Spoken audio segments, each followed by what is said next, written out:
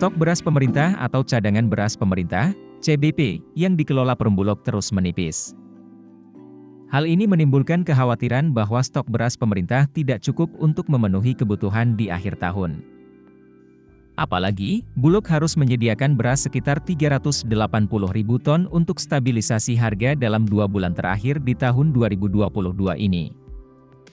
Berdasarkan data Badan Pangan Nasional, stok beras Bulog per akhir Oktober 2022 sekitar 673.613 ton.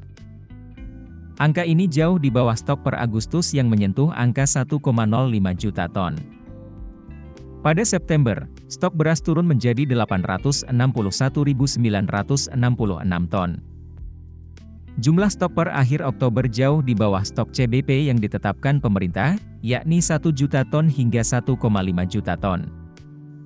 Dalam 2 bulan yang tersisa di tahun ini, pemerintah berniat mengoptimalkan pembelian beras petani agar stok CBP bisa ditingkatkan sesuai ketetapan pemerintah.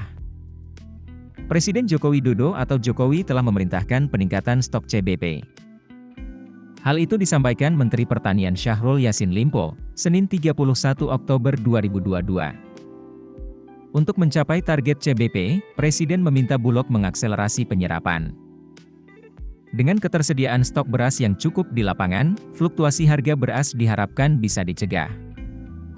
Saya diberi waktu 1 minggu oleh Presiden untuk mengecek kembali, memfaktualisasi bersama untuk menyetok beras cadangan yang ada di Bulog, ujar Syahrul Yassin Limpo. Syahrul menyebut, ada 10 provinsi yang masih mengalami panen, termasuk Jawa, Sulawesi dan Sumatera Utara.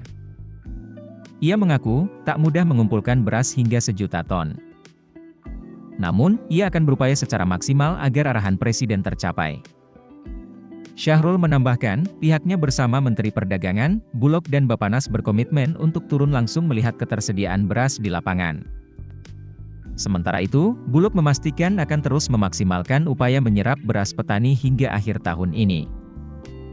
Hal itu disampaikan Kepala Bidang Hubungan Masyarakat Perumbulok Tommy Wijaya. Menurut Tommy, para direksi Bulog sudah turun ke lapangan, khususnya ke sentra-sentra produksi padi di berbagai daerah di Indonesia. Kami turun untuk melihat langsung proses penyerapan beras di tingkat petani, papar Tommy Wijaya.